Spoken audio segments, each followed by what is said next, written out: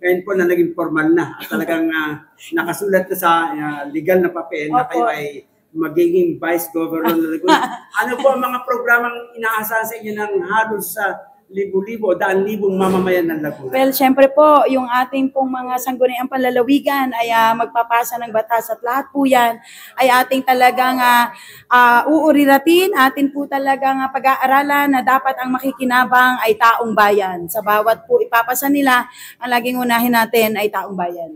Okay, Vice, ano po ang unang legal na batas o resolusyon na iahain nyo sa atin? Gusto ko po talaga, ito po talaga galing sa akin po talagang kaibuturan ng puso. Ang mga ospital po ng bawat bayan, yung ating pong mga district hospital ay atin po sanang mas palwigin, palakihin para po mas marami po tayong matulungan na may mga sakit.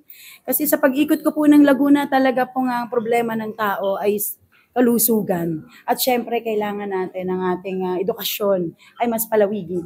Kagaya po ng ginawa ng Mayor Vic Amante sa San Pablo, nakatutok po sa health and education. Mas kanina umaambon, umuulan, pero ang dami pa rin tao. Komento niyo po, ano pakiramdam na gano'ng kalaki ang suporta sa DanGem? Grabe po ang suporta at kami po ay nagpapasalamat na talagang hindi napigil ng patak ng ulan. Pero alam niyo po, trivia to, every time may gagawin po ako sa aking buhay na bago, mapabili man ako ng sasakyan, mapabili man ako ng kung ano mang bagay na una sa akin, parati pong umuulan, kaya expected ko na po na uulan. Wala po akong ginalaw sa aking buhay na una kong gagawin na hindi umuulan. Bless you. Number 1 in the survey. Kahit saan makarating, kayo number 1. Talaga po, maraming salamat po. Pero talaga yan po ay ating pinagpapasalamat at sana po talaga gabayan tayo lagi ng Diyos Ama na tayo ay bigyan ng lakas at talino at syempre po bigyan tayo ng mga taong nakapalibot sa atin na mabuti po ang idudulot at hindi po tayo maimpluwensyahan.